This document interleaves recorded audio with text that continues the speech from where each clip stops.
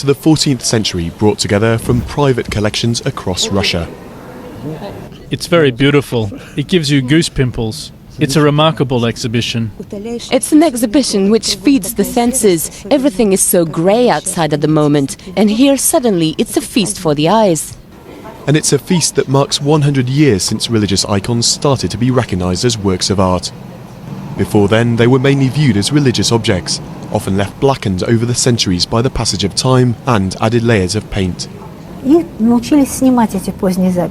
we learned how to remove the dark layers, we discovered underneath an overwhelming beauty, to such an extent that it shocked André Matisse, who was in Moscow at the time. He said, "It's here that artists should come to learn to paint, not to Italy." But today, only a small number of these masterpieces remain. Most were destroyed during the Soviet era.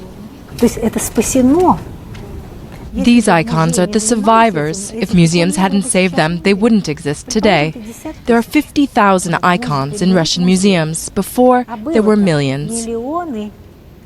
But now the future of this part of Russian heritage is up for debate. Are the icons best held by museums, or should they be returned to the country's churches? I'm going to start off by giving all praises, honor, and glory to Yahweh, Bahashem, Yahweh Shai, Bahashem, Rakakwadash. Double honors to the elders and the apostles of Great Millstone, as well as peace, blessings, salutations to the hopeful elect. This is your brother Malakia, back at you through the spirit and power of Yahweh, Bahashem, Yahweh Shai, right? And I want to speak about iconoclasm, right? So we're going to dive into what that is, right? And we're going to get a few scriptures to over the next lesson. It's edifying, all right? It says iconoclasm, from Greek, is the social belief in the importance of the destruction of icons and other images or monuments, most frequently for religious or political reasons. People who engage in or support iconoclasm or iconoclast, a term that has come to figuratively apply to individual who cherishes beliefs or venerated institutions on the grounds that they are erroneous or pernicious. And let's get this word erroneous, because this is what Esau did. He says wrong, pernicious, right? It says having a harmful effect, especially in a gradual or subtle way, right? So these devils, right, they try to wash away the truth by placing them in the power seat and placing the Heavenly Father and his children beneath them, right? Only giving them power. Right? This is the book of Job, chapter 13 and verse 4. But ye are forgers of lies. Ye are all no physicians. So like ye are all physicians of no value. Right? So these devils, right, are the forgers of lies. Right? And the scriptures speak about iconoclasm. When you read into the scriptures, the classic that everyone, usually goes to is the book of Job, the 9th chapter. Right, the 24th verse, right, where it speaks of how the earth was given to these devils, right, Esau, Edom, right, and right, they covered the faces of the judges, right, and so when you see these images in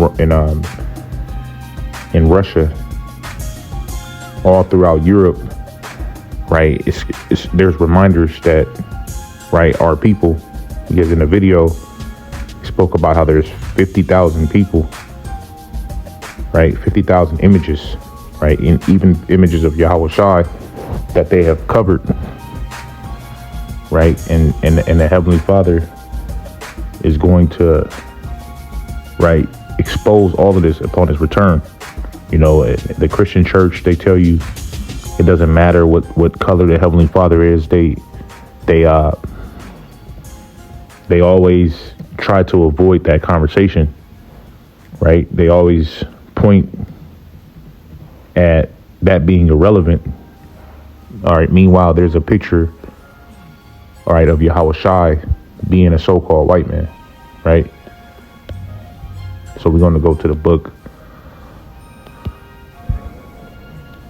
of Matthew, right? And anytime you bring this up to a Christian, it's an issue, right? So this is the book of Matthew, all right, chapter 5 and verse 37. It says, but let your communication be yeah, nay, nay, right? So you're not supposed to be ducking and dodging these situations and speaking about it being irrelevant when the scriptures clearly explain, all right, how the Heavenly Father looked, right? And it's for a reason, right? It says, for whatsoever is more than these cometh of evil, right? So you're supposed to always, all right, answer the question. And these Christians are crafty. They know how to, navigate around different concerns that scholars would ask, right? Because why this religion that they claim, especially you Negroes, Hispanics, and Native Americans, it dates back, all right, to Rome, all right, to the Catholic Church, Catholicism, right? And it's ultimately a bunch of fairy tales, man, a bunch of folklore, right? And so the Heavenly Father, all right, has given us this knowledge, this truth, right? And it's nothing that these devils can do about it, right? All they can do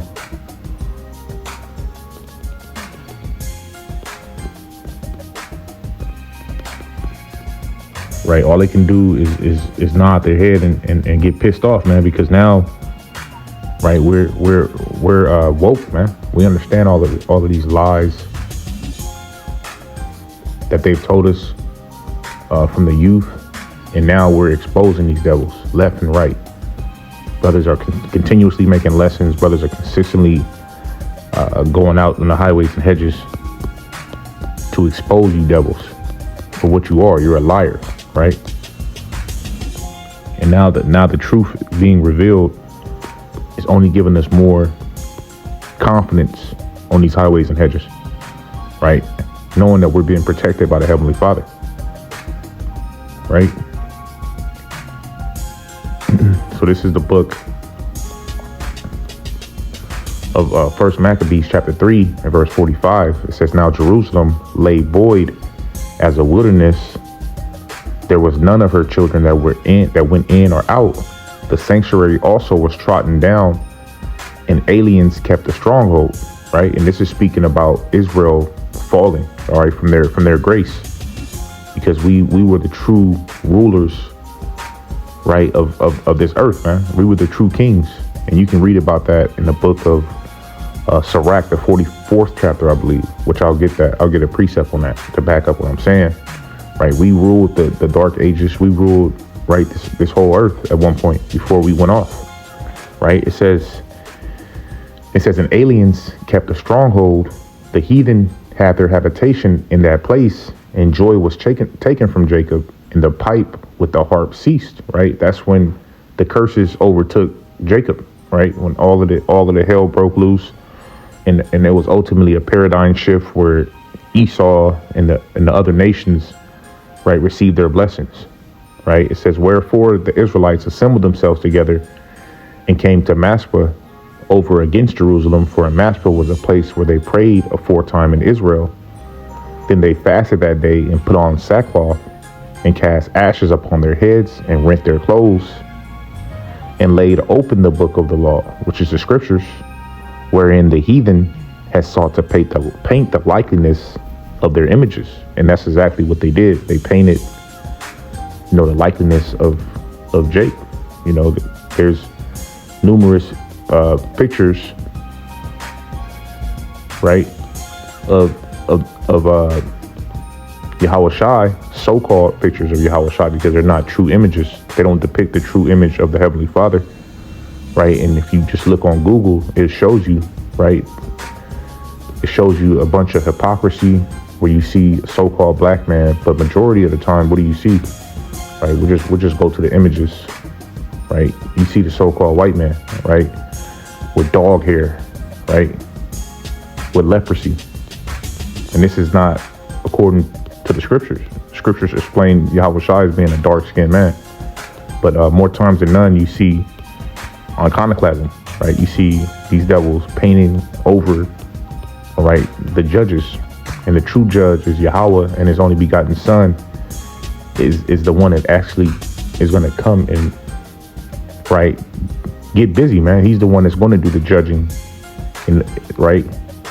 In actuality, he's going to be the one getting real busy, because the Heavenly Father doesn't need to get off his throne. He has his order set up, right?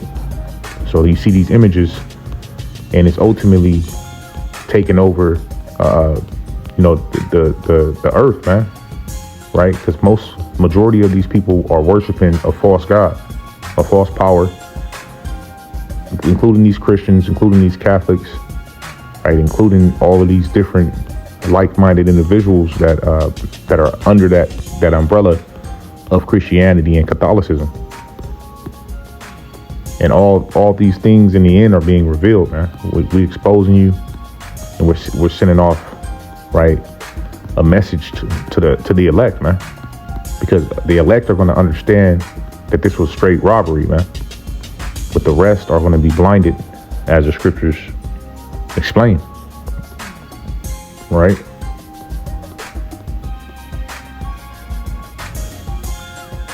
And the Heavenly Father is going to confound all of you heathen, man.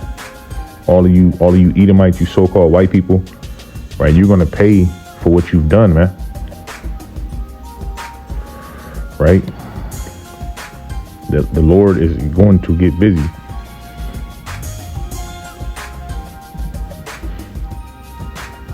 Right? And Yahweh Ba'ashem Yahweh Shai, right, is against the proud. He's against all of you wicked ass Edomites, man. And in due time, we're going to witness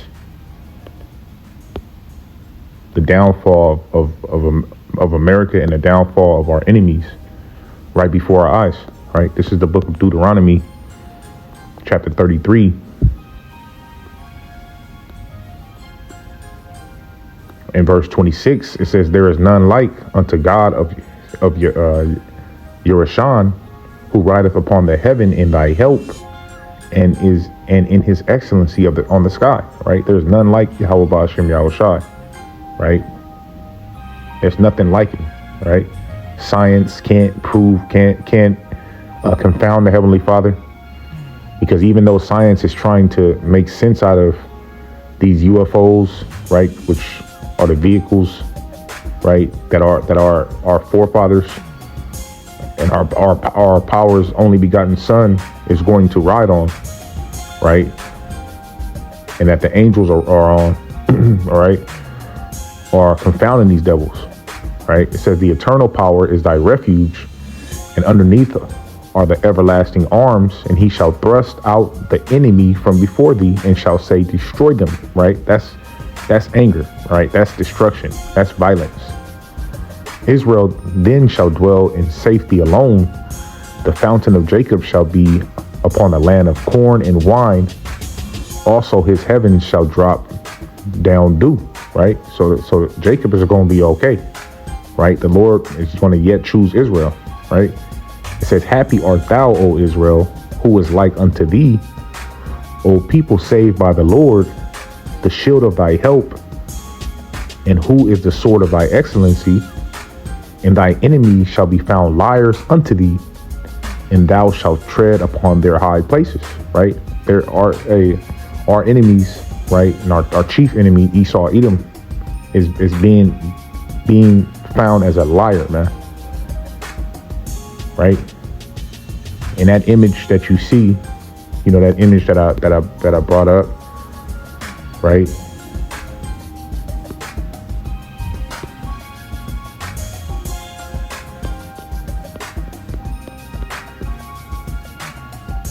Right? That's not the true image depicting the Heavenly Father. And you knew brothers that came in, you knew that when you came in, more than likely, or you're still learning, But it's important to understand what they did, right? They did a major, all right, crime, man. Covering up the faces, all right? And it goes hand in hand with us not understanding who we were in the curses, right? It was ultimately judgment from Yahweh Ba'Shem Yahushai, right? So I just want to, go in on iconoclasm, and that's what I'm going to entitle this lesson. And Lord willing, this lesson was edifying, giving all praises to Yahweh Ba'Shem Yahushai.